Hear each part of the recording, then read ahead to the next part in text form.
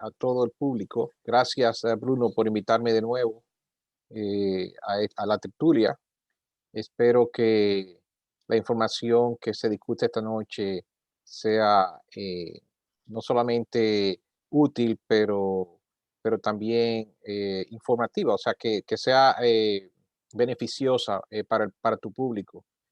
Como tú sabes, como dije la última vez que me invitaste, yo no tengo no, o sea, no tengo ningún interés en este asunto otro que el de proveerle a la gente, proveerle sobre todo a nuestra gente, a los dominicanos y al público hispano en general, información que les sirva para tomar sus propias decisiones sobre esta cuestión. O sea, que puedan hacer un análisis crítico de todo lo que oyen, en pro y en contra, y que puedan tomar su propia decisión de una manera informada. Sí, Daniel, dándote la bienvenida, nos gustaría que nos informes de en qué empresas tú trabajabas en los años previos. No sé bien el currículum, no recuerdo bien esa parte, pero para que las personas que están aquí sepan que tú trabajaste en laboratorio de investigación y en vacuna. ¿En cuál fue la vacuna que tú trabajaste? No, yo trabajé en biotecnología, o sea, trabajé 15 años en empresas farmacéuticas y tengo mucha experiencia con la FDA, Bruno, y con el sometimiento de medicamentos para aprobación por la FDA, pero nunca me tocó someter una vacuna específicamente, sino antibióticos, analgésicos, una variedad de medicinas. También trabajé en biotecnología, o sea que trabajé con eh, productos que requerían manejo del DNA, manejo de genética molecular, manejo de proteínas. Y entonces, primero, yo tengo una licenciatura en química de la UNFU, en ingeniería industrial, perdón, en química industrial. Después hice un doctorado en la Universidad de Miami en química bioinorgánica y luego hice un postdoctorado en el hospital Cedars Medical Center de Miami cuando existía. Hice un doctorado en toxicología y luego pasé a trabajar en la empresa farmacéutica. Primero trabajaba con una empresa que se llamaba IVAX, que era la empresa más grande del mundo en medicamentos genéricos en aquella época. Luego fue absorbida por Teva, o sea que mucho del portafolio de IVAX en el que yo trabajé ahora pertenece a Teva.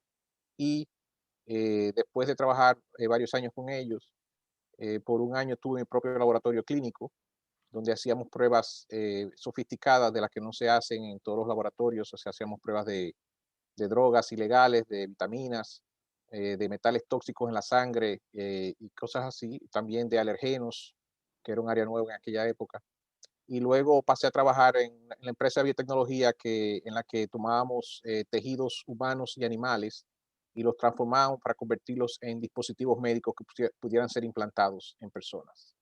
Eh, Después de varios años con esa compañía, entonces pasé a la Coca-Cola y en la Coca-Cola duré 15 años más trabajando en cuestiones de QA, o sea, de aseguranza de calidad y de inocuidad alimentaria. Y entonces recientemente, ahora en noviembre, me acabo de retirar de Coca-Cola y trabajo como consultor ahora para empresas farmacéuticas y de alimentación. Muy bien, entonces, luego de ese preámbulo, el auditorium es tuyo para darnos lo último sobre todo lo que está sucediendo en el mundo, en Estados Unidos, con esto de la vacuna, las modalidades de vacunas que hay y tu opinión sobre lo que está sucediendo. Bueno, gracias Bruno. Mi intención en aceptar tu invitación era enfocarme más en la parte de producción de las vacunas, cómo es que funciona la parte de la química, ¿verdad? Y quería dejarle al doctor Balcácer la parte clínica y la parte médica de cómo funciona el sistema inmunológico y todo eso. O sea que lo que voy a hacer, voy a aprovechar y voy a comenzar, si nos trasladamos 12 meses atrás, porque precisamente ahora hace un mes, nos trasladamos aproximadamente 13 a 14 meses atrás, ¿verdad? Leímos en las noticias que había un virus nuevo en China, que estaba regándose en China, y que primero las autoridades chinas negaron que hubiera ningún tipo de epidemia, que es como se llaman normalmente cuando hay un brote de tipo patogénico en un área localizada, le llamamos una epidemia, ¿verdad? Entonces, ellos negaron inicialmente que había algún tipo de epidemia. Eh, Después nos enteramos que hubo, eh, por razones políticas y por razones también de quizás que no se sabe bien, o sea, razones ocultas. El médico chino, el oftalmólogo chino que originalmente hizo el primer reporte sobre este tipo de epidemia, fue apresado, fue metido en la cárcel, se le tapó la boca. Después, las autoridades de Pekín, cuando se dieron cuenta que había algo raro en Wuhan, se metieron ellos y entonces determinaron que realmente había una epidemia y que había que controlarla. Entonces, en lo que pasó todo eso, pasó el mes de enero, el mes completo de enero, cuando ya había gente que estaban cayendo enferma y muriéndose desde el mes de diciembre. Eh, Tan pronto pasó la fiesta del año lunar chino, que es el año nuevo de ellos. Es una fiesta muy importante para la República Popular China porque todo el mundo, la mitad de la población china se traslada, o sea, se mueve dentro del país y porque la tradición es pasarse el año nuevo chino con tu familia. Entonces, el gobierno no quiso tomar medidas restrictivas hasta que pasara el año lunar chino. Lamentablemente, cuando tan pronto pasó la fiesta, trancaron Wuhan, o sea, la ciudad de Wuhan completa, y comenzaron a tomar muchas restricciones en las otras grandes ciudades de China, sobre todo de movimiento entre las ciudades. Comenzaron a controlar el movimiento de la gente entre las ciudades. Otros países asiáticos comenzaron a tomar medidas también. Taiwán, por ejemplo, estaba cuarentenando a todo el que llegaba de Wuhan o del sur de China, lo estaban cuarentenando obligatoriamente. En Corea también se le estaba dando seguimiento a esa gente, si no se les metía en un hotel, comenzaban a rastrearlos. En Vietnam tomaron medidas muy estrictas con todo el que viajara desde Wuhan. Pero lamentablemente el virus, este virus nuevo, se salió, o sea, se salió de China. Los chinos pudieron más o menos controlarlo, les tomó como 2 meses y pudieron limitarlo a la ciudad de Wuhan. Y si ustedes recuerdan, solamente sufrieron aproximadamente 80,000 muertes. Eh, pero, eh, pero lograron controlarlo, o sea, lograron que no pasara de la ciudad de Wuhan. Mientras tanto, el virus se salió de China, llegó a Corea, sobre todo en Corea y en Japón, lograron controlarlo de cierta manera, pero donde sí se sabe ahora, o sea, 13, 14 meses después que se soltó bastante fue en Europa. O sea, el virus llegó a través de viaje en avión, y llegó a Europa, entró por Italia, y en Italia parece que ya hubo una mutación del virus, una primera mutación del virus.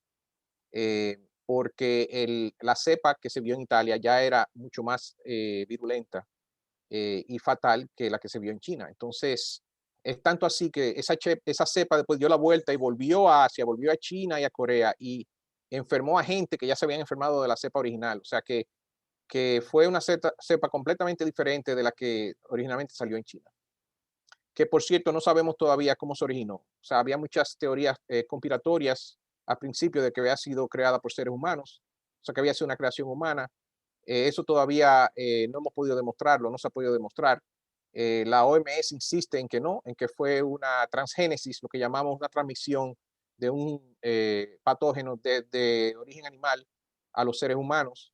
Esa es la posibilidad más lógica hasta ahora, pero yo personalmente, por las muchas mutaciones que hemos visto de este virus, no creo que haya sido de creación humana, simplemente porque, aunque sí tenemos la tecnología para crear un virus como este, no creo que, o no sé que la tecnología no es suficiente para crear algo tan sofisticado como este virus. Porque la verdad que este bicho ha dado muchos problemas. O sea, hemos visto que muta de 2 a 3 veces por mes. O sea, desde que se comenzó a monitorear la secuencia genética de este virus, lo que hemos visto es de 2 a 3 mutaciones por mes. O sea, un ejemplo de evolución increíble. Entonces, lo que pasa con esas mutaciones es que a veces son iguales o peores que la original, pero si llega a ser mejor, pues, desde el punto de vista del virus, o sea, si es una mutación que le permite al virus ser más virulento y causar más daño, entonces esa es la que se queda. Y eso es lo que hemos visto que pasó, por ejemplo, ya en Europa. Lo que entró por Italia se regó rápidamente por Europa, primero por España y después el resto de Europa. Pero ya en Inglaterra, después que tenía varios meses en Inglaterra, ya para junio, julio, ya se había descubierto una nueva cepa en Inglaterra. O sea, se había descubierto una nueva mutación en Inglaterra y otra mutación en Sudáfrica. Y esa es la que, con esa es la que mucha gente está bregando ahora mismo. Eh, ya la cepa de Inglaterra es la más dominante en todos los países avanzados, o sea, en todos los países del primer mundo. La cepa que más se está encontrando es la británica, ya ni siquiera la original china. Entonces, a medida que se ha ido regando por todo el mundo, se han encontrado otras cepas que se han mostrado muy difíciles de controlar. La de Brasil está causando muchos problemas. Pero gracias a Dios se ha limitado a Brasil, no ha salido mucho de Brasil, o sea, no se sabe que haya salido mucho de Brasil. Eh, bueno, ya entonces para marzo del año pasado, ya el virus se había regado debido a los viajes internacionales. El virus había llegado ya a Estados Unidos, se había regado, había llegado a nuestro país, o sea, llegó a nuestro país, a República Dominicana a principios de marzo.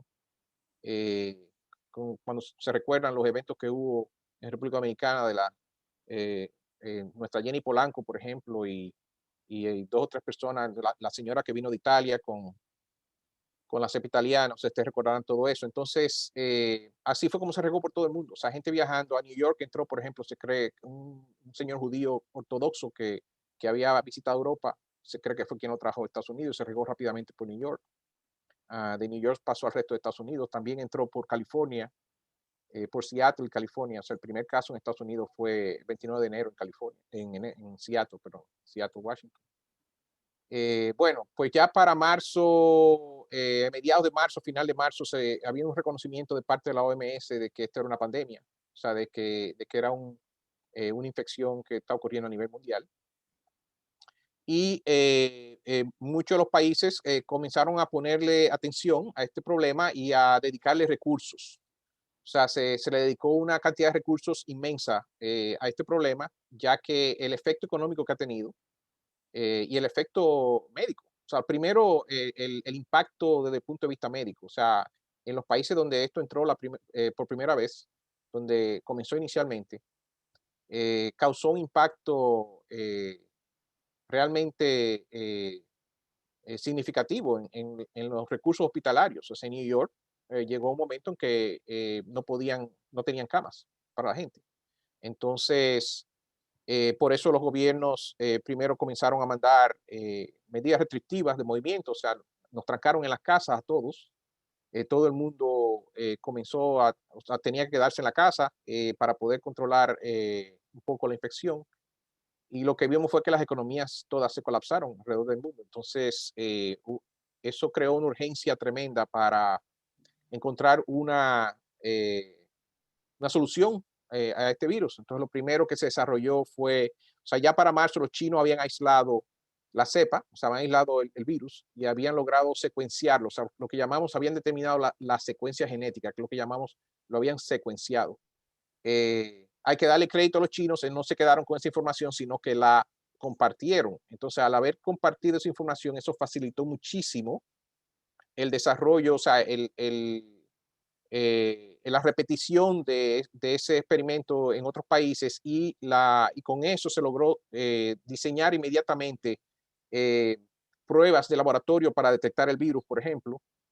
También se comenzaron las primeras pruebas para curas, o sea, tanto tratamientos médicos como las vacunas. Todo ese trabajo comenzó a finales de marzo y principios de abril. Países como Estados Unidos e Inglaterra prometieron recursos extraordinarios a las empresas privadas para tratar este problema y entonces eso permitió el desarrollo muy rápido de una vacuna, por ejemplo, y de ciertos medicamentos. Entonces, pero sobre todo las vacunas, ya para finales de abril había varios candidatos de vacunas, eh, tanto desde China como de Estados Unidos e Inglaterra. Y los países, ciertos países como Inglaterra, Alemania, Estados Unidos, lo que hicieron fue que eh, establecieron una cooperación con la industria privada y pagaron un dinero, o sea, mucho dinero. O sea, Estados Unidos, por ejemplo, invirtió más de $5.000 millones que se le dio a varias empresas privadas, más de 10 empresas privadas, para financiar sus estudios clínicos, o sea, para hacer estudios clínicos acelerados.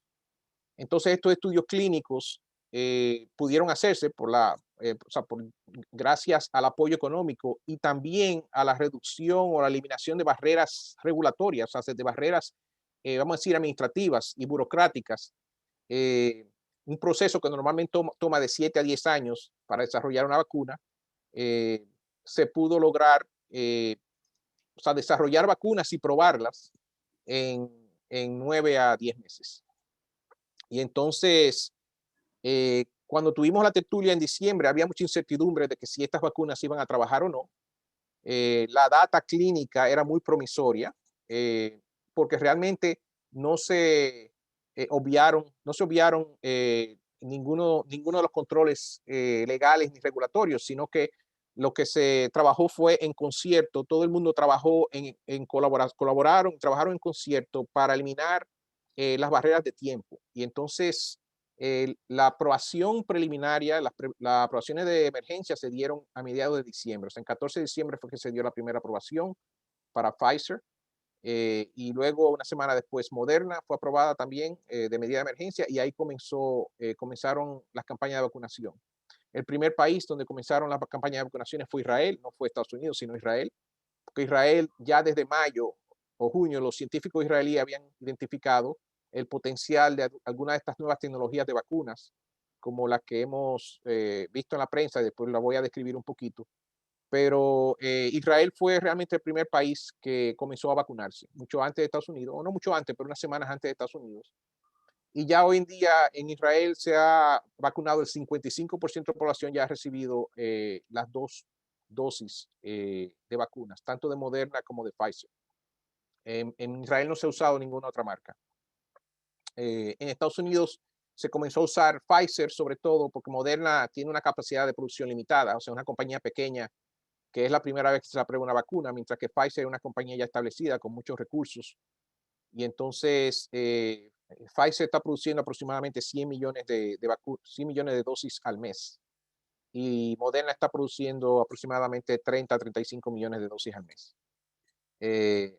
Pero todo comenzó un poco lento, al menos aquí en Estados Unidos, debido al problema de la logística. O sea, estas vacunas son una tecnología nueva que para hacerlas más inocuas y con la menor cantidad de preservativos posible, se desarrollaron un medio que necesita un frisado extraordinario, o sea, un ambiente de 85 grados bajo cero para poder preservar estas vacunas. Y entonces eso convierte la logística de trasladar estas vacunas, hace su distribución mucho más difícil. Entonces aquí en Estados Unidos el gobierno se tomaron como 6 a 8 semanas realmente encontrar la forma más óptima de distribuir la vacuna, pero ahora mismo ya en Estados Unidos están logrando, o sea, en el primer mes solamente se vacunaron 1 millón de personas.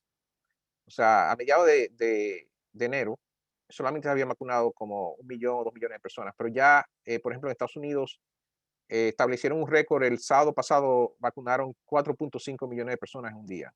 Y aquí se está vacunando aproximadamente 3 millones de personas al día ahora mismo, de 3 a 4 millones de personas al día. ¿Cuáles son las vacunas? Bueno, las vacunas que se aprobaron, porque no todas las vacunas que se aprobaron fueron aprobadas. Eso la gente quizás no lo sabe, pero por ejemplo, Merck, que es la compañía número 1 del mundo en vacunas, la versión que Merck probó no funcionó. O sea, cuando la vacuna de Merck no pasó los estudios clínicos. O sea, que no fue aprobada y Merck abandonó el proyecto. Merck sí se va a beneficiar porque está ayudando a Pfizer, no estoy seguro si a Pfizer o a Johnson Johnson, pero hizo un acuerdo, creo que con Johnson Johnson, para ayudarlos a fabricar las vacunas. Pero, por ejemplo, las primeras 2 vacunas que se aprobaron son las que ya todo el mundo conoce como mensajero RNA. ¿Qué consiste un mensajero RNA? Bueno, en vez de hacer las vacunas tradicionales como de polio, por ejemplo, o la de varicela, ¿verdad? Esas vacunas que estamos haciendo de los años 50, como la China, por ejemplo, la vacuna de Sinovac es la vacuna tradicional que nos hemos estado poniendo de los años 50, como el proceso que descubrió el doctor Jonas Salk en los años 50. Y esa vacuna básicamente lo que hace es que se cultiva el virus, o sea, se toma una cepa del virus, la cepa del virus que sea más común entre la población, se cultiva esa cepa y se trata con un químico. eh, y ese químico coge el RNA de los virus y lo hace, lo inactiva, o sea, reacciona químicamente con la secuencia genética, o sea, con la cadena de RNA del virus, y entonces lo hace inactivo. O sea, estos virus hay dos tipos, son o atenuados o son inactivos. O sea, los atenuados, que fue una tecnología que se desarrolló aproximadamente 10 años más tarde, a principios de los años 60, los virus atenuados tienen ciertos beneficios, pero son mucho más difíciles de hacer desde el punto de vista de manufactura, desde el punto de vista de calidad, de control de calidad, son mucho más difíciles de hacer. El virus inactivo es más fácil de hacer y también es más fácil de fabricar de forma que sea seguro, que sea inocuo. Entonces, los chinos, por ejemplo, desde abril ya ellos comenzaron con su proyecto del virus atenuado, y esa es la famosa vacuna de Sinovac. O sea, hay dos vacunas chinas aprobadas ahora mismo y las dos están basadas en el método antiguo de la vacuna del polio de los años 50. Esa vacuna de Sinovac ha dado resultados un poco variables, porque, por ejemplo, se probó en varios países y en Brasil lo que dio fue una efectividad de 50%, en Turquía dio una efectividad del 92%, y en otros países dio una efectividad, por ejemplo, en Indonesia dio una efectividad del 65%. Y entonces, ¿por qué esta variabilidad? Bueno, básicamente porque nuestro sistema inmune reacciona de diferentes formas, y entonces las características étnicas de la población a veces determinan la efectividad de la vacuna. Lo cierto es que el jefe el Centro de Control de Enfermedades Chinas, o sea, el Centro de Control de Enfermedades de China, lamentablemente esta semana admitió que la vacuna de Sinovac solamente tiene una efectividad aparentemente del 50%. Yo no sé si eso es correcto, quizás eso, o sea, él lo dijo para hablar de forma conservadora, o sea, más bien para tomar una postura conservadora, pero lo cierto es que ese es probablemente el mínimo de efectividad de la vacuna china, 50%. Pero en países como Turquía, donde probablemente hay una población muy homogénea, ha dado resultados tan buenos como 90%. Pero estas nuevas vacunas que se aprobaron en Estados Unidos e Inglaterra, las de Moderna y la de Pfizer, son las que se llaman mensajero RNA. Entonces, ¿cómo es una vacuna mensajero de RNA? En vez de tomar el virus e inactivarlo, ¿ok? Lo que hacen es que toman la parte de la secuencia del virus que corresponde a la espiga en el exterior del virus. O sea, cuando ustedes ven las fotos del virus, lo que ven es una bolita con una serie de clavitos o de espigas. Se logró determinar cuál era la secuencia de esa espiga, y entonces se fabricó esa secuencia artificialmente, y se encapsuló en una bolita de grasa igualita que la del virus. Y entonces esa vacuna, esa molécula química, cuando la inyectamos a nosotros, se mete en nuestras células y expresa, o sea, como tiene el código, tiene la programación de esa espiga del virus, comienza a fabricar esa espiga en nuestras propias células. Y entonces el cuerpo, al reconocer esa espiga o esa nueva proteína como algo extraño, comienza a crear anticuerpos contra esa espiga, contra la espiga del virus del COVID-19.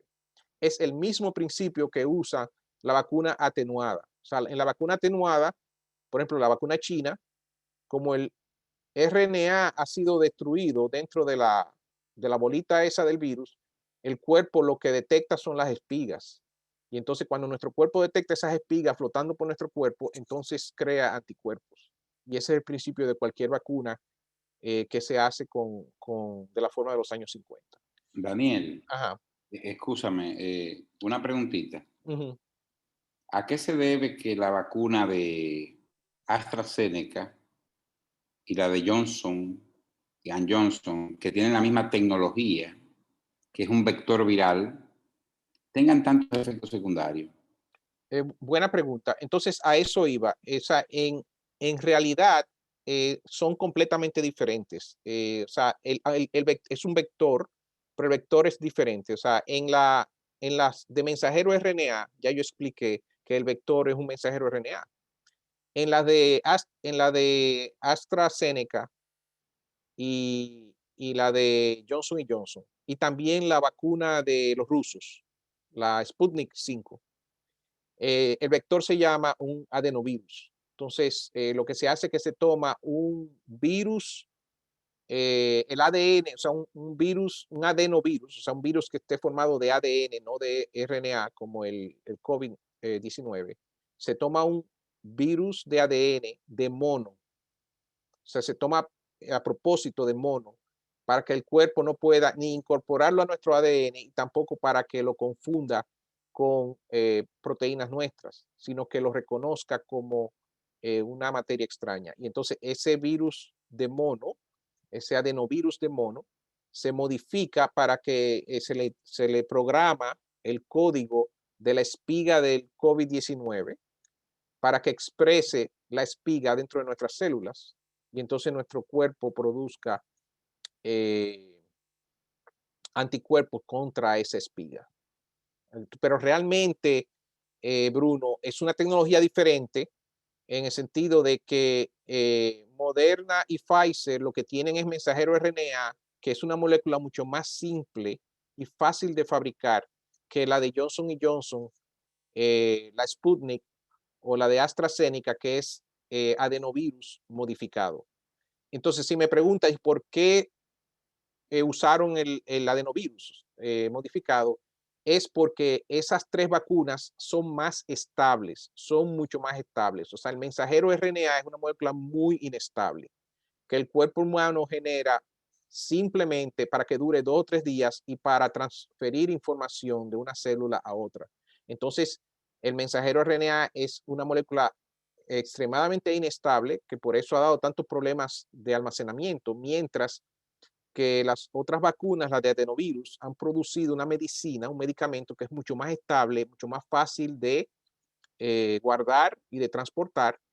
Es hasta más barato también, pues es más fácil de producir. Entonces, tiene ciertas ventajas, pero realmente todas estas tecnologías son nuevas. O sea, se conocen desde hace 20, 30 años, desde el punto de vista teórico y académico, pero esta es la primera vez que se ha logrado lanzar comercialmente tecnología de este tipo. Entonces, si ustedes me preguntan por qué no se había hecho antes, es porque básicamente no había existido una, un business case, o sea, una situación o una demanda desde el punto de vista médico y comercial que justificara el costo y el gasto de desarrollar estas medicinas. En este caso, hubo una emergencia mundial y hubo recursos casi ilimitados de parte de los gobiernos. Entonces, Bruno, con respecto a las alergias, en el caso de Moderna y Pfizer, la medicina de Moderna casi no ha dado alergias. La de Pfizer sí, desde que se comenzaron los estudios clínicos, ha estado dando ciertas alergias. Mira, yo me refiero Ujú. por ejemplo, aquí las primeras vacunas que llegaron fueron la AstraZeneca, fabricada en la India, Covishield, Ujú. y los médicos que se la pusieron, un gran porcentaje se quejaban mucho de mucha sintomatología, de mucha fiebre, de malestar, de mucho dolor, de muchos problemas. Y hubo muchos médicos que se asustaron y no se la pusieron y esperaron que llegara a la China. Yo estoy entre ese grupo. La idea era esa, tuve, de que una cosa es que produzca complicaciones graves como los coágulos que ha producido la Johnson Johnson. Otra cosa es que te produzca muchos síntomas. Parece que, déjame ver, no quiero interrumpirte, pero le voy a dar la palabra a Chiqui, que quiere decir Sí. algo, pero bien breve, porque no queremos interrumpir a Daniel de su exposición y luego viene Balcácer. Adelante. Sí, sí, Bien breve. mira, es interesante todo lo que estamos hablando, pero nosotros tenemos que entender que la reacción inflamatoria que produce el sistema inmunológico cuando es activado por el virus es básicamente activado por la misma plataforma que tiene la vacuna. ¿Qué quiere decir esto? Que la proteína de superficie del spike, o sea, la proteína que tiene la espiga, es lo que se está usando y es básicamente lo que desata la locura del sistema inmunológico. ¿Qué ocurre? Cuando tú ves cuáles son las reacciones que se producen con la vacuna, básicamente es por efectos inflamatorios, igual que lo que ocurre con la enfermedad. Cuando tú ves, por ejemplo, qué fue lo que comenzó a matar a la gente por COVID, que se hizo famoso en el mundo, fueron los problemas de coagulación. Entonces, eso mismo... Lo mismo que produce la vacuna. Correctamente. Entonces, eso es por ahí la explicación de eso. El asunto de todas las vacunas en sentido general, y Balcácer puede hablar sobre esto también, la mayoría de las vacunas, por no decir todas, el target que persiguen básicamente es el cápside de los virus, porque el virus, ya sea ADN o RNA, está dentro del cápside. Es muy difícil que el sistema inmunológico lo detecte porque está cubierto. Entonces, la mayoría de vacunas lo que atacan es la membrana que cubre el virus. Prácticamente todas las vacunas se enfocan hacia eso. Entonces, ¿qué ocurre? Cuando nosotros muchas veces hablamos de las cepas nuevas y que si la vacuna va a ser efectiva y dudamos muchísimo de esto, tenemos que entender que la vacuna no está alterando o no están persiguiendo destruir el ADN, lo que están persiguiendo es destruir el cápside. Entonces, las mutaciones, a menos que sean muy intensas, y las mutaciones, a menos que sean muy intensas y produzcan síntesis diferentes de la membrana que la cubre, las vacunas siguen trabajando. No sé si me di a entender ahí. Sí, Entonces, todo lo que dije Chiqui es correcto, pero si te vas, por ejemplo, Chiqui, volviendo a lo que pregunta Bruno, o sea, creo que entiendo mejor la pregunta de él. O sea, desde el principio, como dijo Chiqui, estas vacunas han dado una reacción de 10%, Bruno. O sea, el 10%, desde que comenzaron los estudios clínicos, han dado reacciones al 10% de la gente que se la ponía. Lo que pasa es que yo esperaba que Balcácer hablara sobre esto. Nuestro sistema inmune no es exactamente el mismo en todas las personas. Entonces hay gente que le da más o menos fuerte que otra. Por ejemplo, en mi casa, a mi mujer y a mi hijo no les hizo absolutamente nada la Pfizer. Y a mí y a mi mamá no nos hizo nada la primera vez, pero la segunda edición nos tumbó. O sea, nos tumbó por un día con fiebre, dolores de cuerpo. Entonces, eso se ha visto en la de Pfizer y Moderna en 10% de la gente desde el principio. Entonces, o sea, eso es simplemente una señal de que trabaja, o sea, de que está creando una respuesta inmune, como la que dice Chiqui, pero varía dependiendo de cada persona. O sea, nosotros no somos todos iguales. Exacto. Sí. Pero sí quería decir que, por ejemplo, la de Pfizer ha dado más reacciones desde el principio entre Pfizer y Moderna. La de Pfizer ha dado siempre más reacciones porque lo que se cree es que tiene más polietilenglicol que la de Moderna. Y hay personas que el polietilenglicol es una molécula química, ¿ok? Es parecida al líquido que usamos en los radiadores. ¿Okay? Vamos a ser francos. O sea, es una variación, ¿sabe? Del glicol que usamos en los radiadores de carro. Se usa en cantidades muy pequeñas, o sea, se usa para poder formarle la bolita de grasa que estabiliza el virus, ¿verdad? Os digo, el mensajero RNA, pero se cree que hay muchas medicinas, o sea, se usa en muchas medicinas, pero se conoce que es una sustancia que puede dar reacciones en algunas personas. Por ejemplo, el que conozca a alguien que se haya tratado para cáncer con interferón hace 20 o 30 años, cuando salieron las medicinas con interferón, había una versión de interferón que era con PEG, o sea, con polietilenglicol, que le llamaban pegilado, o sea, el interferón con PEG, y eso era notorio. Yo tengo amigos y amigas que sufrían muchísimo con esa medicina porque el polietilenglicol acababa con ellos. Entonces, con la de Johnson y Johnson, Bruno, lamentablemente, o sea, aquí se ha parado en Estados Unidos, se ha parado temporalmente su uso porque al igual que en la experiencia en Europa, se ha notado que está dando coágulos.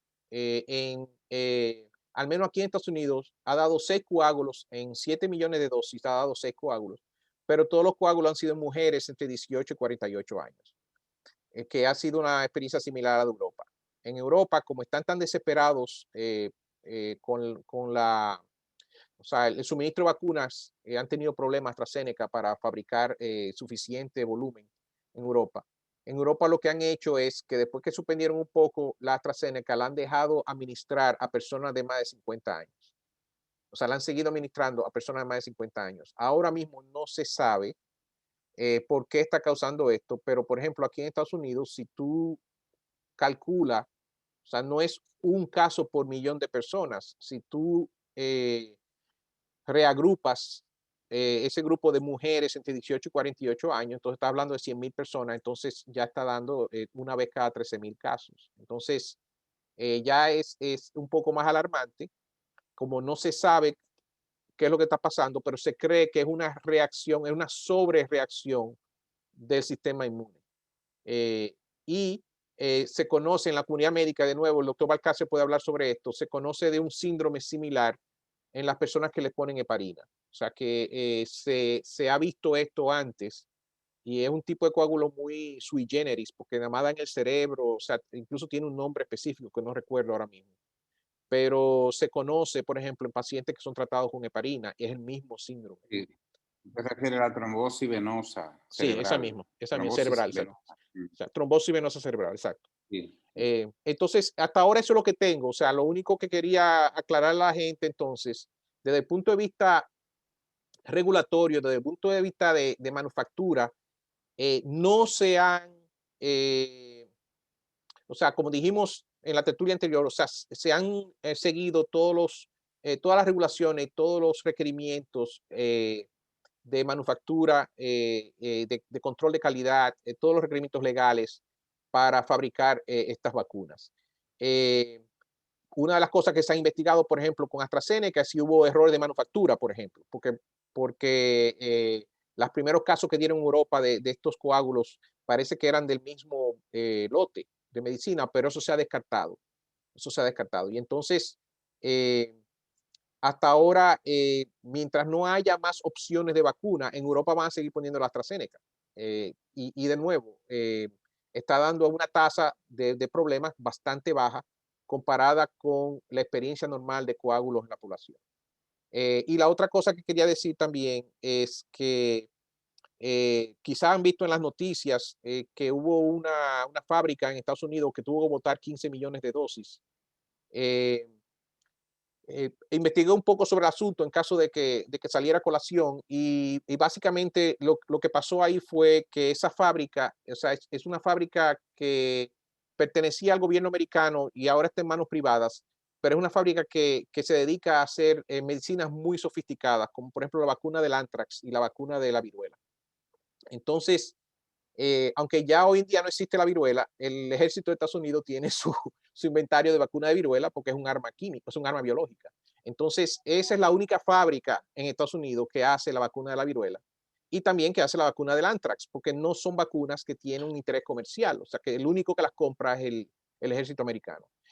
O sea que esa fábrica tiene una capacidad de manufactura muy sofisticada, pero realmente no están acostumbrados a hacer medicinas comerciales, o sea, de alto volumen, de tan alto volumen como estas. Y cometieron un error, vamos a suponer, no voy a decir que es un error normal, pero básicamente contaminaron, o sea, tenían 2 áreas donde estaban haciendo la vacuna de AstraZeneca y otra área donde estaban haciendo la vacuna de Johnson y Johnson.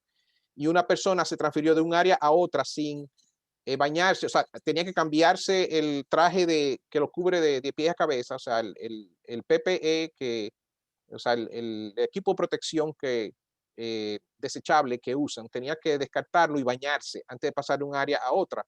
Y al no hacerlo, parece porque no tenía tiempo o lo que sea, contaminó un tipo de ADN con el otro. Y entonces aquí son muy estrictos con eso. Entonces, cuando dicen que votaron 15 millones de dosis, no es que votaron 15 millones de frascos o 15 millones de inyecciones, votaron el ingrediente, tuvieron que votar el ingrediente que se iba a usar para fabricar 15 millones de dosis porque estaban contaminados, o sea, tenía una mezcla del ADN de AstraZeneca con el adenovirus de Johnson Johnson. Pero Daniel, eso fue, excelente. Entonces, en lo que Balcácer se integra, que tenía un compromiso previo, tu opinión con relación a lo que se está sucediendo y la vacunación que se hizo en Israel, que más de la mitad ya está vacunado, ¿tú crees que la vacuna está dando resultados positivos? bueno, Moderna y Pfizer, definitivamente, en base a la experiencia israelí, y yo personalmente, o sea, independientemente de lo que uno crea sobre las vacunas, o sea, desde el punto de vista cultural y político, religioso, ¿verdad? La experiencia de Israel, o sea, en Israel se llevaron, o sea, hicieron una decisión basada estrictamente en la ciencia. Porque el gobierno de Israel, por ejemplo, es un gobierno conservador o más conservador que muchos gobiernos del mundo, pero ellos simplemente siguieron el consejo de sus médicos y de sus científicos y desde mayo están comprando vacunas. O sea, ya ellos pusieron su pago inicial en mayo y fueron los primeros que recibieron la vacuna. Entonces, ¿qué pasa? Que como el sistema nacional de salud en Israel es controlado por el gobierno, Israel logró un acuerdo con Pfizer y le dijo a Pfizer, mira, si tú nos reservas vacunas, si tú nos das prioridad con la vacuna, nosotros te vamos a dar toda la data de la gente. O sea, ustedes van a tener acceso a toda la data clínica de la gente que se la ponga. Y entonces Pfizer dijo de una vez. Entonces, la razón por la que Israel ha recibido todas las vacunas que necesitaban por encima de todo el mundo es porque ellos han compartido la data clínica, la experiencia clínica de todos esos 5 millones y medio de pacientes israelíes que se han puesto las dos vacunas o las dos dosis. Y lo que se ha visto en Israel, eso era lo que hay que hacer aquí también, entonces. Bueno, pero Israel pagó, o sea, ellos pagaron. Y estamos hablando probablemente una vacuna que cuesta de 15 a 20 dólares por dosis, o sea que estamos hablando de 100 millones de dólares. Pero Dominicana ha pagado 20 dólares por dosis de Sinovac, igual. ¿Y qué tú opinas de la China? Bueno, la China está por verse. O sea, en China se la están poniendo. O sea, en China se la han puesto a más de 100 millones de personas y es la que se está usando. Por ejemplo, en Chile ya el 30% de la población se ha puesto la vacuna china. Y sin embargo, Chile está en cuarentena ahora mismo. Chile tiene una segunda ola mucho más violenta de la primera ola. O sea, que no se ha visto la efectividad en Chile. Todavía no podemos decir que la vacuna han sido un fiasco. No se puede decir eso. No. O sea, por lo menos las de mensajero RNA, la experiencia ha sido muy positiva, muy positiva. O sea, tanto en efectividad, o sea, por ejemplo, en Israel se vio una caída del 50% en la tasa de infección, aún entre la población no vacunada. O sea, porque comenzaron a tener inmunidad de rebaño, o sea, como concentrada, tenían como espacios, o sea, tenían concentraciones de inmunidad de rebaño. Y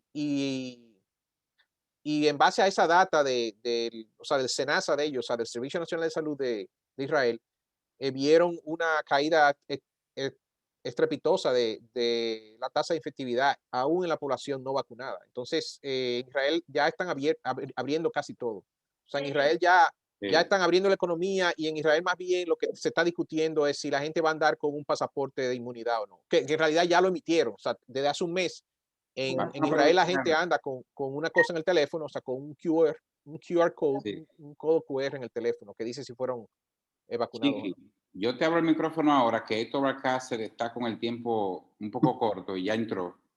Héctor, ¿puede abrir tu cámara si puedes? Sí, tengo la cámara abierta, no sé si se ve. Sí, pues fíjate Héctor, ya el doctor Daniel Taveras hizo un sondeo de la vacuna. En la parte tuya, ¿qué nueva información tú nos traes? Las situaciones que están sucediendo con la Johnson & Johnson, la Sinovac, los países que tienen un alto porcentaje de reinfección, gente que se ha puesto las dos dosis, como quiera se está vacunando. ¿Qué es lo último, en breves minutos, que tú nos puedas decir? No, simplemente recordar que Johnson & Johnson hay países que han detenido el proceso de vacunación. Hay algunas personas que han encontrado que es un poco exagerado, pero recordar que viviendo en esta era de lo que es la información y la desinformación, muchos países no quieren ser juzgados, independientemente de que hay reacciones adversas vinculadas a otras vacunas que quizás no se le ha dado la misma importancia que se ha planteado en este caso en particular con lo que es Johnson y Johnson. Lo mismo pasa con la vacuna de AstraZeneca. La mayoría de los países han delimitado acciones. Muchas personas quizá no sepan que hubo un país en Europa, creo que fue Dinamarca, que dijo que no iba a vacunar a sus nacionales con la vacuna de AstraZeneca, y Hungría inmediatamente solicitó que la dosis que ellos no iban a utilizar, que por favor se la vendan a ellos.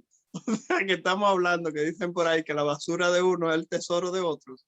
Entonces justamente son situaciones que se han estado presentando vinculado a lo que es la administración de la vacuna, en este caso que son vacunas todas relacionadas a vectores virales.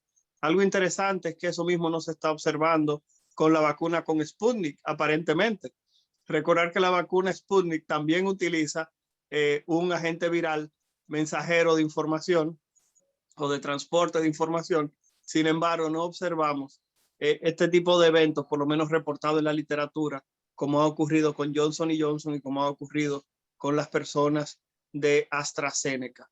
Aquí en el país todavía está pendiente la decisión de las autoridades si va a existir algún tipo de límite de edad para la administración de la misma, recordando que en Reino Unido existe justamente un límite de edad a la fecha de que solamente los mayores de 30 años se podrán aplicar la vacuna. Otros países como Francia, Italia, España solamente la van a aplicar en sus nacionales que tienen en algunos 55, por ejemplo, como el caso de Francia, en otros más de 60 años. O sea que dependiendo de cada país aplicará la política de la administración de la misma. Sin embargo, la Organización Mundial de la Salud sugiere, que esto es interesante, que la vacuna de AstraZeneca es segura y que el riesgo de trombosis por parte del coronavirus supera por mucho el riesgo que pudiera tener la vacuna de producir estos coágulos que ha generado tanto ruido a nivel internacional. Hay personas que me han preguntado que si para prevenir coágulos pueden tomar aspirina cuando se van a vacunar. Mira, AstraZeneca por lo menos tiene una ventaja. Tú sabes que hay algunas vacunas a la fecha, las cuales no se prefiere que se utilicen antiinflamatorios o analgésicos o antipiréticos antes de la administración. AstraZeneca hizo un estudio en el cual dejaba que la gente tomara acetaminofén, por ejemplo, antes de, para ver si la vacuna conservaba eficacia. Esto es porque un estudio en niños que se hizo, que cuando se le daba acetaminofén previo a la vacuna, aparentemente la respuesta inmunitaria era un poco menor que sus pares que no utilizaban acetaminofén. La mamá se lo daba para que no le doliera, para que no hicieran fiebre, para que no tuvieran malestar. Sin embargo, con AstraZeneca se hizo ese estudio y aparentemente las personas no presentaron ningún tipo de disminución de eficacia de lo que es la vacuna. Del punto de vista teórico, se supone que usted lo pudiera utilizar. Desde el punto de vista práctico, no puede ser una recomendación. Si usted tiene más de 30 años, usted se quiere aplicar la vacuna de AstraZeneca y usted justamente entiende que tomándose una aspirina usted se va a sentir más tranquilo, se la puede tomar sin ningún tipo de problema, ya que la aspirina no es una contraindicación a que usted se pueda vacunar. Al principio aquí en el país existía esa duda y muchas personas que tomaban aspirina todos los días abandonaron su tratamiento para poder aplicarse la dosis de la vacuna. Sin embargo, no es una recomendación que usted deje de aplicarse, que deje de tomar aspirina para aplicarse la vacuna, ni ninguna vacuna, por ejemplo, en este caso lo que es AstraZeneca. Están preguntando aquí que si todas las personas tienen que vacunarse, el 100% de la población dominicana, y las embarazadas todavía no están metidas en vacuna, ¿verdad? En embarazo no se puede, no está... No, todavía no hay un metaanálisis completo, un estudio que sea lo suficientemente robusto como para decir que las vacunas son 100% efectivas. Todo lo que hay son grupos. En algún momento cada país que haya vacunado, ya sea por error o de manera decidida por parte de las gestantes de aplicarse la vacuna, entonces al final cuando se desembaracen observaremos si existe algún tipo de riesgo de que el niño nazca con alguna malformación, porque el problema de todo esto es que no se hacen estudios en embarazadas porque no se sabe cuál va a ser el resultado en el producto y por tal razón eso se considera poco ético hacer ese tipo de investigación. Muchas veces la mayoría de los grupos que hablan de seguridad de medicamentos durante el embarazo es que alguna persona que se encuentra en el momento de la gestación desconoce el mismo, se aplica la vacuna y al final dice, ups, me apliqué la vacuna estando embarazada. Se espera al final y uno se da cuenta de si existió o no algún tipo de complicación. Lo otro es que independientemente de, Por eso es que se hablaba, por ejemplo, de la protección de rebaño, que usted tenga una cantidad de personas vacunadas en grandes cantidades para así prevenir. Eso es lo mismo que si en un barrio, por ejemplo, hay 10 personas y usted vacuna 8, esas 2 que no se vacunaron tienen menor probabilidad de adquirir la infección cualquiera, porque esa vacuna que se acaba de aplicar, los demás lo está protegiendo. Ya si ellos no enferman, es muy poco probable que esa persona vaya a enfermar. Eso es lo que se conoce como protección de rebaño. Aquí en el país hay un problema y algo que hemos tratado, y es justamente el hecho de los ilegales, de los inmigrantes ilegales que tenemos en el país, que para poder aplicarse la vacuna van a tener que tener un documento o esperar que todo el mundo se vacune y posteriormente recibir las dosis pertinentes. La última pregunta, ¿sigue en pie la idea de que no se debe tomar alcohol relacionado con la dosis de la vacuna?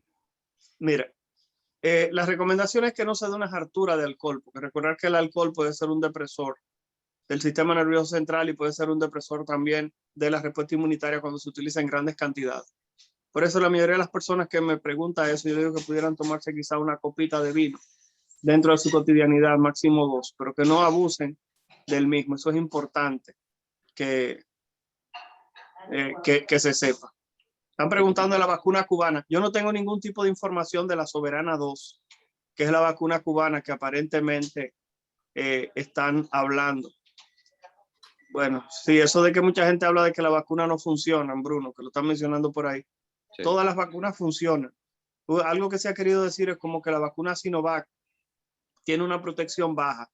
Hay que reconocer que aún en Estados Unidos, personas vacunadas con sus 2 dosis están presentando infección por el coronavirus. Y recordar que en Estados Unidos se tienen, como estaba mencionando el doctor previamente, están recibiendo la vacuna de RNA mensajero, que desde el punto de vista teórico son las vacunas que en este momento han brindado mayor protección, han brindado mayor eficacia, aparentemente, independientemente de que en este momento hay estudios que se están publicando, por lo menos uno que pude leer por ahí someramente, que hablaba que la vacuna de AstraZeneca está brindando algún tipo de protección residual un poquitito mayor que la de Pfizer. Si usted se pone la vacuna de AstraZeneca y lo que son los linfocitos T de memoria, aparentemente el porcentaje es un poquitito superior en AstraZeneca, independientemente de que no exista una diferencia estadísticamente significativa. O sea que por lo menos AstraZeneca es por lo menos tan buena como la vacuna de Pfizer en cuanto a lo que es brindar protección. Héctor, en vista de toda esta promoción y de noticias de la situación con la AstraZeneca, Johnson & Johnson, los coágulos, los centros de vacunación se ven menos gente ahora en esta última semana. ¿Eso es algo negativo? ¿Eso lo que pasa, Bruno, es que vamos a ser honestos. Primero, en el país no se está aplicando en este momento AstraZeneca. Solamente se está aplicando Sinovac en el país, y recordar que se priorizó las personas de segunda dosis. Recordar que en el país en este momento se está a la espera de lo que es el próximo lote de las vacunas para continuar vacunando a personas de primera vez, y que se priorizó a aquellas personas que van a recibir su segunda dosis. Algo que no podemos olvidar es que en este momento es que las personas están recibiendo su segunda dosis, y que para usted recibir la protección completa de la vacuna, usted necesita que haya transcurrido alrededor de 2 a 4 semanas para usted tener protección completa. Por eso el hecho de que usted se haya puesto su segunda dosis y al otro día usted se enferma de coronavirus, eso no significa que usted tiene una protección completa. Eso es lo que las personas han olvidado. Que las personas creen que de que se ponen su segunda dosis inmediatamente ya son Superman, se pueden quitar la mascarilla y pueden salir a la calle. Nada menos cierto de ahí. La mayoría de los estudios hablan de que usted tiene que esperar alrededor de 4 semanas, 28 días para poder tener una protección completa. Bruno, yo me tengo que ir. Sí. Así que yo me voy a despedir. Sí. Cualquier cosa. Yo te doy las gracias por el esfuerzo que tú has hecho. Sé que no, yo estoy en la clínica todavía, estoy en una habitación de los residentes hablando. Ya ustedes saben, cuídense mucho. Muchas gracias por tu aporte. Gracias por un abrazo. Bye, bye. Sí. Bueno, pues Chiqui Liriano tiene la palabra, de hacía rato ya tenía la mano levantada, tiene la palabra, y vamos a abrir el micrófono a Daniel Taveras también. Mira, siempre es muy interesante oír a Héctor, porque él es muy elocuente en sus explicaciones. Algo que yo quería recalcar primero, la gente de otras casas farmacéuticas no usaron el RNA mensajero simplemente porque no tienen la patente. ellos no pueden fabricar ese tipo de tecnología porque la patente es de Moderna y Moderna se la vendió a BioNTech. Y BioNTech iba a usar esa patente para crear un medicamento o una vacuna contra el cáncer. Entonces, a raíz de la pandemia, usaron la patente para crear la vacuna y se asociaron con Pfizer porque ellos no tenían el poder económico que tienen Pfizer. Entonces, una cosa que nosotros tenemos que entender es que cómo nosotros conseguimos la inmunidad con la vacuna. Y Héctor estuvo explicando más o menos eso. Y es a través de que nuestro sistema inmunológico cree memoria del virus. Pero ¿cómo crea la memoria del virus? Poniéndose en contacto y atacando las fracciones proteicas que nos están introduciendo para que el sistema inmunológico la reconozca. Esa inflamación que se produce a través de la activación del sistema inmunológico, como bien dijo el doctor anteriormente, va a variar de una persona a otra. Entonces, cuando nosotros tenemos, por ejemplo, un síndrome de coagulación intravascular diseminado, que lo llamen como lo quieran llamar, que se puede causar por diferentes cosas, incluyendo por la heparina, simplemente, ¿cómo nosotros tratamos eso? Con anticoagulación. Ahora, como muy bien dijo Héctor, los pacientes que producen fenómenos de hipercoagulabilidad con la vacuna, en porcentaje son muchísimo menores que los pacientes que producen fenómenos de hipercoagulabilidad con el virus. Entonces nosotros tenemos que entender que ya se ha probado en el mundo entero que la inmunidad de rebaño espontánea es muy peligrosa, muere mucha gente secundario a eso. ¿Por qué? Porque se saturan las emergencias, se saturan las unidades de cuidado intensivo, colapsa el sistema de salud, porque se infecta mucha gente al mismo tiempo. Vamos a suponer, por ejemplo, que se infecten 1 millón de personas y que el 5% de ese millón necesite ser hospitalizado. Estamos hablando de 50,000 personas. Y que de esos 50,000 personas, 30,000 necesiten ir a unidad de cuidado intensivo. ¿Dónde se van a meter esa gente? Entonces, la unidad de rebaño que debe ser alcanzada es a través de la vacunación, porque no colapsa el sistema general de salud. Nosotros vamos a tener al paciente con menor probabilidades de infección.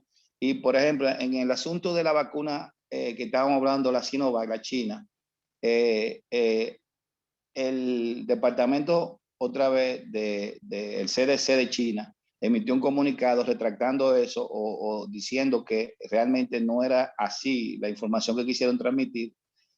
Y cuando tú ves, por ejemplo, la información, la Sinovac previene 100% los casos graves.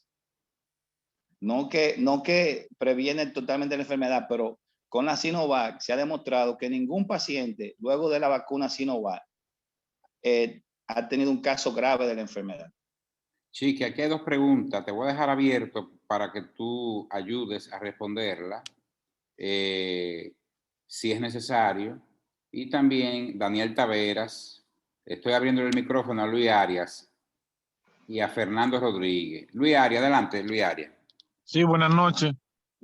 Sí. Quiero, sobre la vacuna Verocell que estamos usando en el país, ¿algún comentario respecto a esa vacuna que la estamos aplicando aquí actualmente? ¿Cuál vacuna? Es Sinovac, que se llama. La Verocell, esa es la etiqueta que hemos visto. No, es Sinovac. Es Sinovac, que se llama, esa es la China. O sea, que es la misma, ¿no, verdad? Correcto. Ok. O sea, No estar hablando de la versión hindú de AstraZeneca. ¿Cómo se llama la hindú? Covishield. Covishield. El Covishield, él estaba hablando no, él está hablando de la Sinovac, porque ahora mismo solamente con Sinovac que se está vacunando en el país. Dijo Verocell, pero no. Verocell, el lote viene con nombre Verocell. Sí, bueno, pero es la Sinovac, esa es la vacuna china que se está usando aquí. Ahora mismo no hay otra vacuna en el país. Ok, no, está bien. Muchas gracias. El señor Fernando Rodríguez. Le estoy abriendo el micrófono. Adelante, Fernando. Voy a abrir tu micrófono, Fernando Rodríguez. En lo que Fernando abre el micrófono, aquí Máximo Cruz Ayala pregunta sobre la prueba de anticuerpos neutralizantes COVID. ¿Qué opina sobre la prueba de anticuerpos neutralizantes? Mira, desde mi humilde punto de vista, todas las pruebas que, aunque la prueba de neutralizante COVID con anticuerpos tiene una sensibilidad mayor y tiene buena especificidad, todas las pruebas que se hacen a base de anticuerpos, todas pueden dar falso positivo y falso negativo con más frecuencia que la que se crea del antígeno. ¿Por qué? Porque los anticuerpos, recuerden que son proteínas producidas por nuestro sistema inmunológico para combatir proteínas que están en el agresor. Entonces esas pruebas pueden ¿cómo te digo?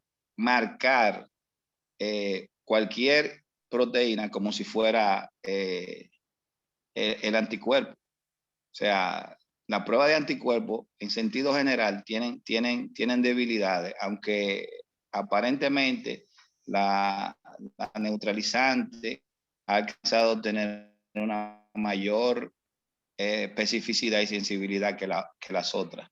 Pero todas las pruebas que tienen anticuerpos son menos todavía en este momento para diagnosticar, por ejemplo, enfermedades virales o para diagnosticar COVID en sentido general, no son consideradas diagnósticos todavía.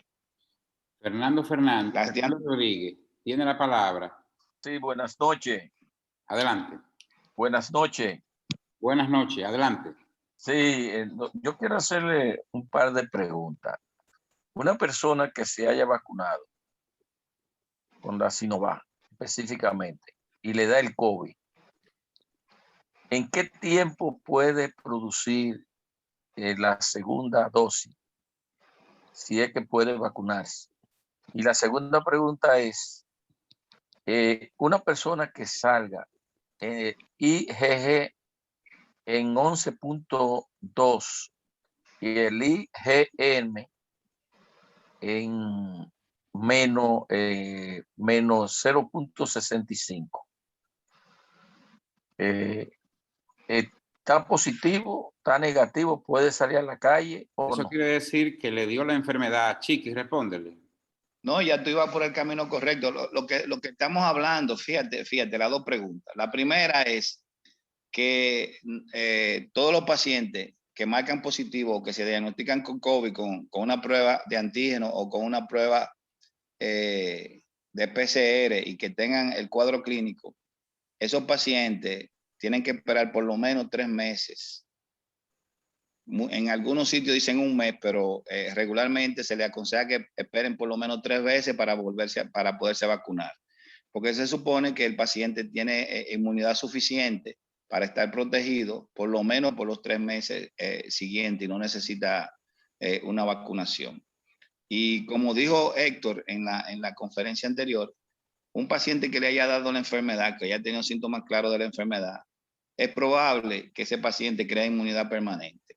Porque si el virus como tal, cuando te da la enfermedad, no te inmuniza, la vacuna tampoco te va a inmunizar. O sea, el virus de por sí, cuando el paciente hace la enfermedad y tiene síntomas importantes, probablemente no tenga que, no vuelva a repetir no vuelva a repetir el COVID. Daniel, aquí preguntan que qué pena que no estén haciendo lo mismo contra el cáncer. Es decir, esta revolución que se ha armado desde el año 2019 a finales, 2020, 2021, la revolución que ha provocado el coronavirus ha cambiado la vida de la gente. Y esto va a durar un tiempo porque el proceso de vacunación se va a tomar varios años. Nos pregunta aquí Vivian Tejada que qué pena que estas investigaciones no se estén haciendo con el cáncer. ¿Qué tú opinas sobre eso? No, o sea, lo que pasa, Vivian, es que no es así. O sea, como dijo Chiqui, Moderna y BioNTech fueron compañías que se formaron para usar tecnología nueva de CRISPR y de mensajero RNA para desarrollar medicinas contra el cáncer. O sea, en el modelo de negocio de ellos nunca estuvo hacer una medicina contra el flu, contra la influenza, o incluso contra el SARS, porque acuérdate que o sea, las epidemias anteriores que ha habido de SARS, de este tipo de virus, no Sí, infectaron a más de 2.000 personas. O sea, no había un modelo, no había una necesidad ni médica ni económica para perseguir el objetivo de una vacuna contra un virus, o sea, con un virus de influenza o de gripe.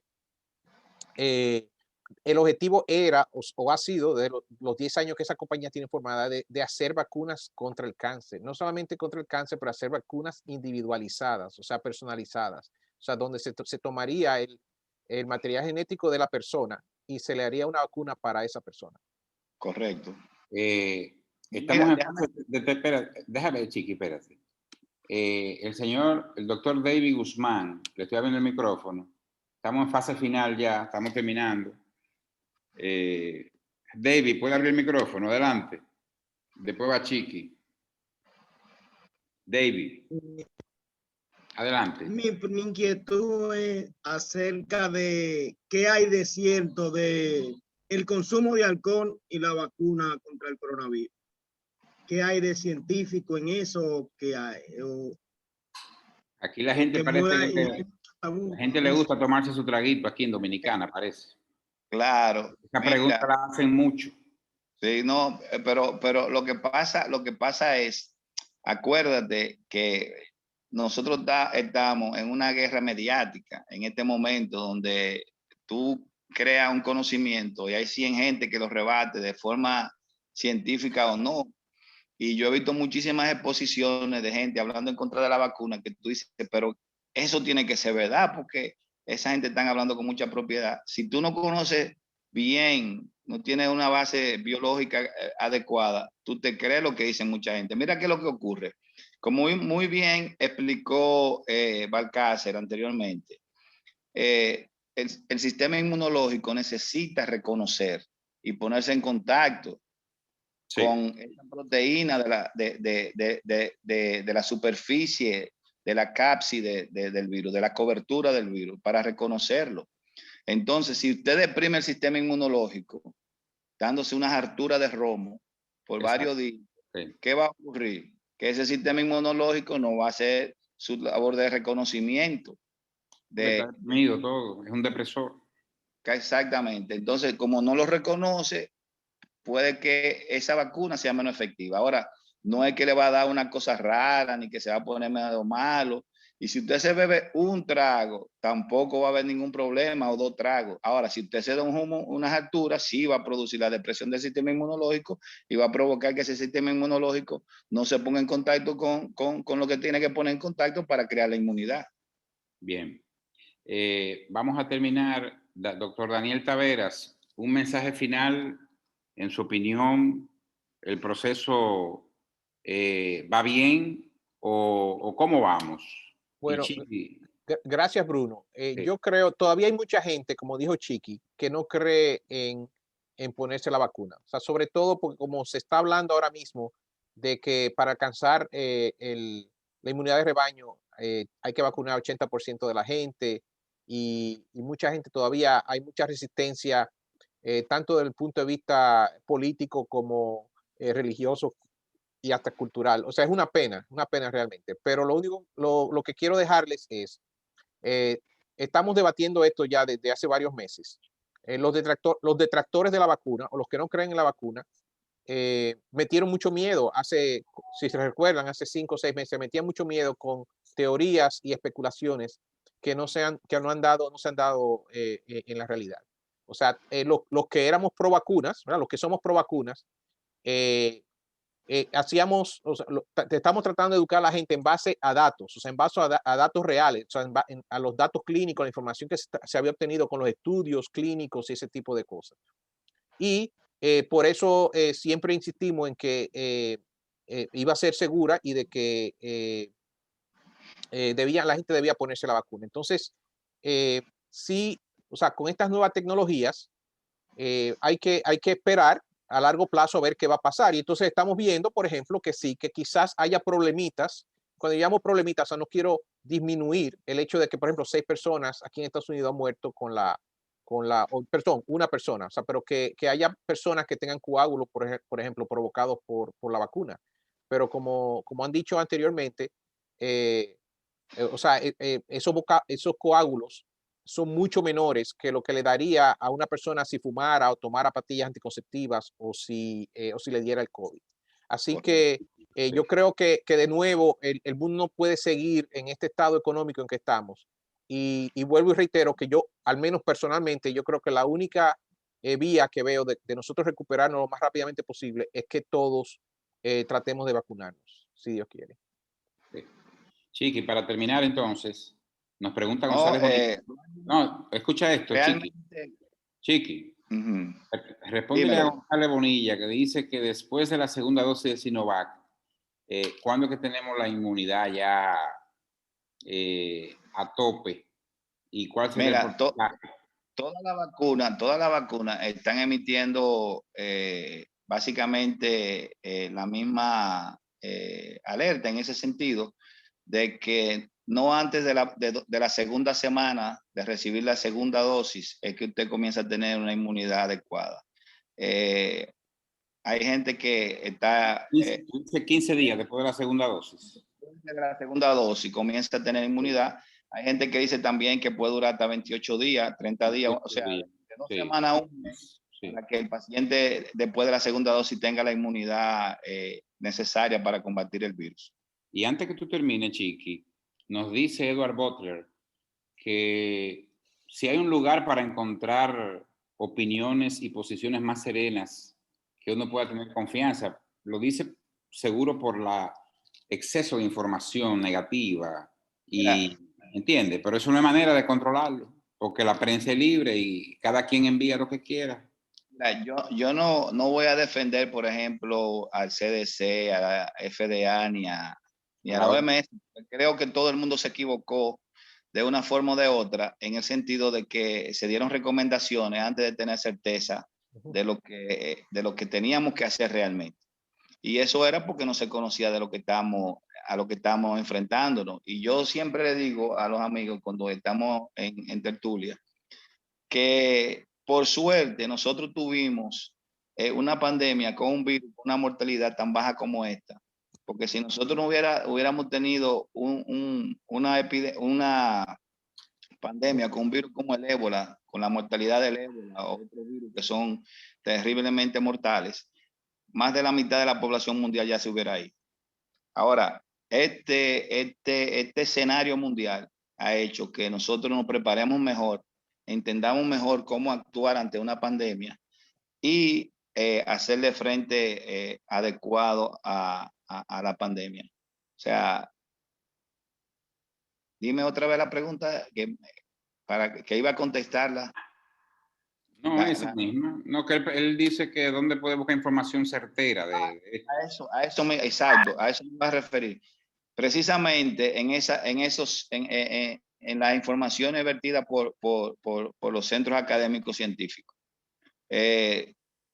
Si usted va a buscar información en las redes sociales o en cualquier cosa, puede encontrar lo que sea. Usted debe ir a buscar información en los centros que sean académicos y científicos, que ahí le van a hablar la verdad.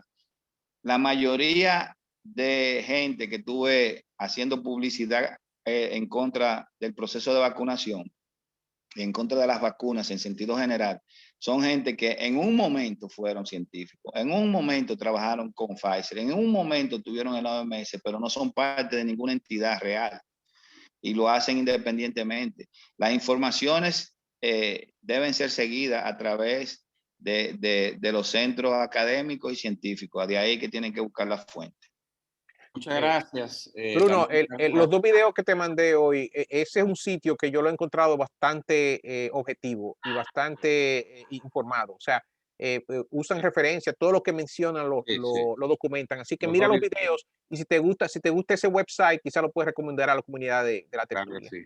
¿Okay? No, y volver por último a decirle que la única forma, o la forma, no la única, pero la forma menos peligrosa de nosotros salir de la pandemia lo más rápido posible, con menor cantidad de personas afectadas y muertes, con menor daño de la economía es a través de la vacunación. Muchas gracias a todos. Muchas gracias, Daniel Taveras, por tus aportes, por tu presencia. Gracias, Daniel. ¿Perdón? Nada, Gracias a Daniel. Sí, gracias a Daniel, de gracias nada. a Chiqui, gracias a Héctor por este encuentro. Y te enviamos el video. Está Tú bien, eres un amigo y me- colaborador de la tertulia. Gracias. me deben una cerveza la próxima vez que yo vaya a República Dominicana. Lo estamos esperando aquí en Santiago. Está bien, Yo Te ha invitado por parte de nosotros. está bien, gracias.